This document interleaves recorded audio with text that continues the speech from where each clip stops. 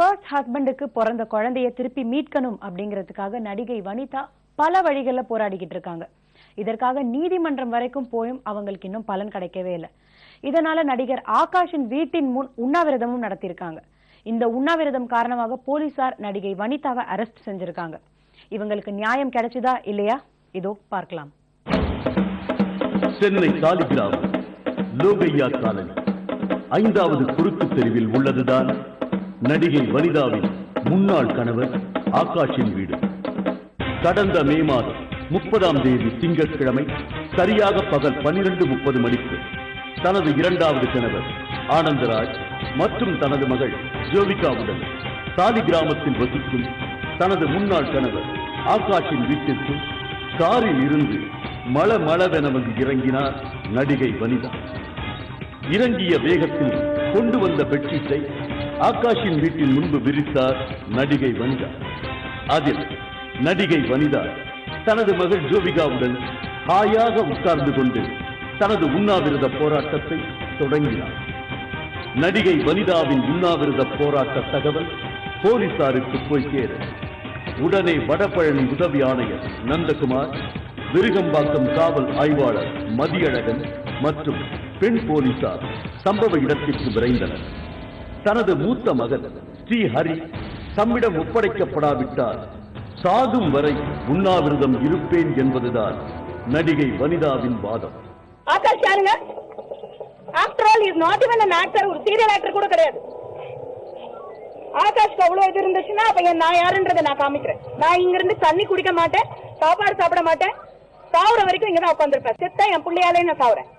எனக்கு வந்து கரெக்டான வந்து என் குழந்தை வந்து என் கையில வந்து சேரணும். குழந்தை அழுகுதுன்றது வந்து எக்ஸ்கியூஸ் கிடையாது. நான் உயிரோட இருக்கிறது வந்து என் குழந்தை வர்றதை பொறுத்து தான் இருக்கு. நான் வந்து இந்த இடத்தை விட்டு நகர மாட்டேன். இதே வீட்டுக்கு முன்னாடி என் குழந்தைங்க தான் இருக்கா, நான் இங்கே வாழ்றேன். கடந்த 7 மாதங்களுக்கு முன்பு ஸ்ரீஹரியை தம்மிடம் ஒப்படைக்க வேண்டும் என கூறி நீதிமன்றம் சென்றது. உயர் நீதிமன்றம் திங்கள் முதல் வெள்ளி வரை ஆகாஷிடமும் வெள்ளி மாலையில் இருந்து ஞாயிறு மாலை வரை தம்மிடம் இருக்கும்படி தீர்ப்பளித்ததாக கூறுகிறார் வனிதா. கோர்ட் ஆர்டர் நிறைய சொல்லிடுச்சுங்க. குழந்தை என்கிட்ட தான் வந்தாகணும், அடம் பிடிக்கிறது அழுகிறது எல்லாம் கதை கிடையாது. குழந்தைங்க அடம் பிடிக்கிறது வந்தெல்லாம் வந்து எடுக்க முடியாது கோர்ட்டு அப்படின்னு சொல்லி ஸ்ட்ரிக்ட் ஆர்டர் கொடுத்துருக்கு. அப்படி இருக்கும் போது ஆகாஷ் அதை நிறைவேற்றி வைக்கணும் அப்படின்றத கிளியரா கொடுத்துருக்கு கோர்ட். பையன் வந்து ஃப்ரைடேல இருந்து சண்டே வரைக்கும் அவங்க கிட்ட அனுப்புங்க, விருப்பப்பட்டா அனுப்புங்க, போஸ்ட் பண்ணாம அனுப்புங்க, அதை கன்வின்ஸ் பண்ணுங்கன்னாங்க. கன்வின்ஸ் பண்ணிட்டு இருக்கும்போது எப்ப பார்த்தாலும் வந்து பூச்சாண்டி அப்படி போவாங்க. குழந்தைகிட்ட அனுப்புறாங்க, தானா போக போறாங்க. நானா போவேன், நான் சொல்றேன். எங்க பார்த்தாலும் அட்ராசிட்டி பண்றது, அராஜகம் பண்றது.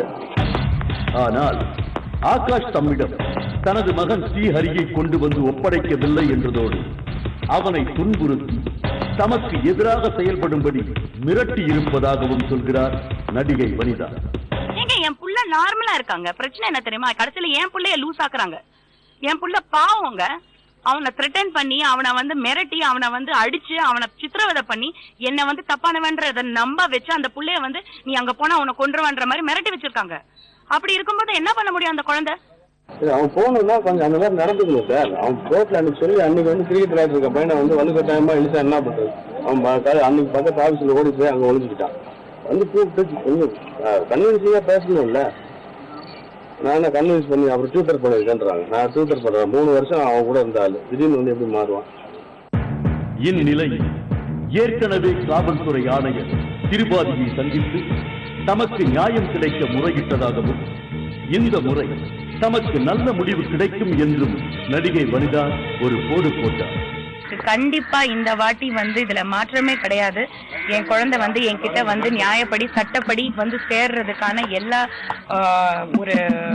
ஒரு விஷயமும் இருக்கு. 100% எனக்கு போலீஸ் இன்னைக்கு இருக்கிற போலீஸ் டிபார்ட்மெண்ட்ல கமிஷனர் கண்ட்ரோல்ல இருக்கிற சிட்டி போலீஸ் மேல எனக்கு நம்பிக்கை இருக்கு. காவல்துறையில் இருக்கும் சிறு அதிகாரிகள் தம்மை ஒரு குடிகாரி என்று சித்தரிக்கவே முயற்சிப்பதாகவும் குழந்தையை மீட்பதில் அவர்கள் அக்கறை காட்டவில்லை என்றும் வனிதா குற்றம் சாட்டுகிறார். ஒரு சின்ன குழந்தைய வச்சுட்டு சுத்திட்டு இருக்கா, குழந்தைக்காக போராடிட்டு இருக்கா. ஒரு பொம்பளை மேல இப்படியா வந்து பழி சுமத்துறது?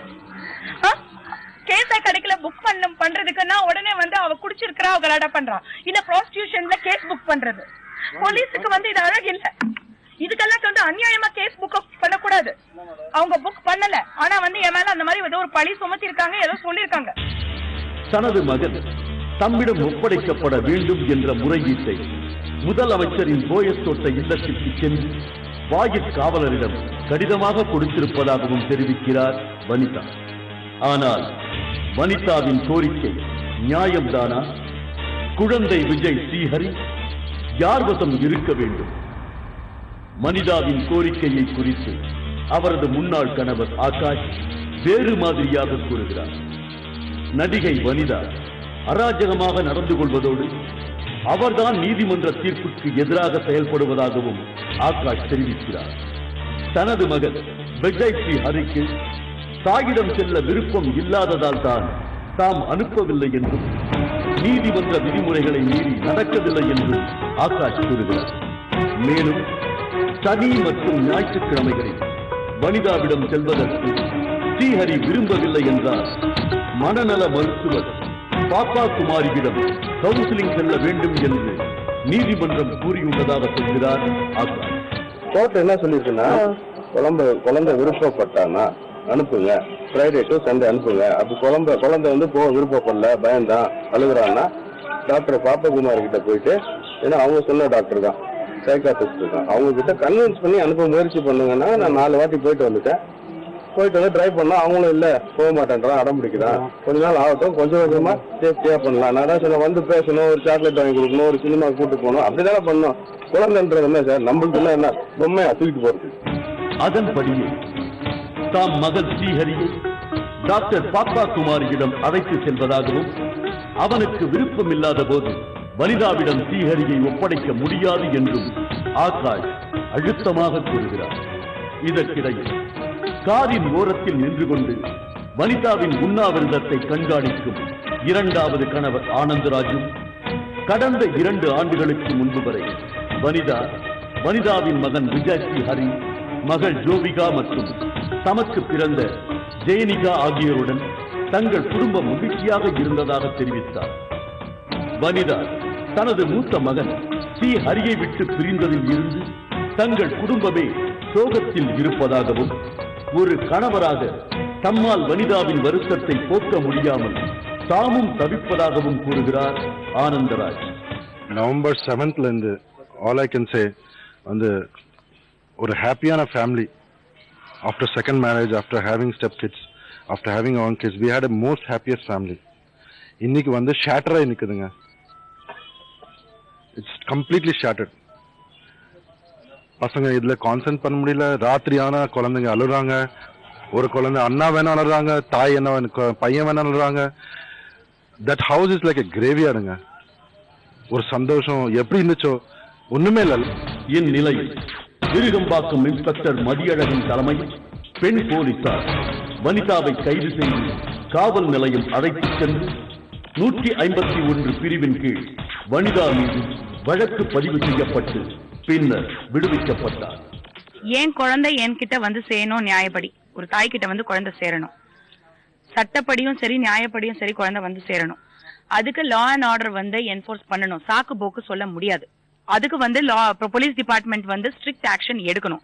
ஆகாஷ் மேல பல கேஸ் பெண்டிங் இருக்கு. நான் CSR கொடுத்து இதே நடு ரோட்ல போட்டு என்ன அடிச்சாங்க. இது வரைக்கும் வந்து ஒரு என்கொயரி கூட நடத்தல. அதுக்கெல்லாம் வந்து ஒரு பொம்பளை போட்டு அடிச்சுட்டா எத்தனை ஆக்ட் இருக்கு தமிழ்நாட்டுல. டொமஸ்டிக் வயலன்ஸ் ஆக்ட் இருக்கு, தமிழ்நாடு உமன் ஹராஸ்மெண்ட் ஆக்ட் இருக்கு. என்ன பிரயோஜனம்? யார் எடுக்கிறாங்க ஆக்ஷன்? யாரும் எடுக்கிறது இல்லைங்க. இறுதியில் வனிதா தாம் மீண்டும் நீதிமன்றம் செல்வேன் என்று தெரிவிக்கிறார். வனிதாவின் போராட்டம், வனிதாவின் முன்னாள் கணவர் ஆகாஷின் மறுப்பு, வனிதாவின் 2வது கணவர் ஆனந்தராஜின் நிலைப்பாடு, இவையெல்லாம் உண்மையில் விஜய் ஸ்ரீஹரியின் நலன் கருதி இருக்க வேண்டும் என்றே அனைவரும் கருதுகின்றனர்.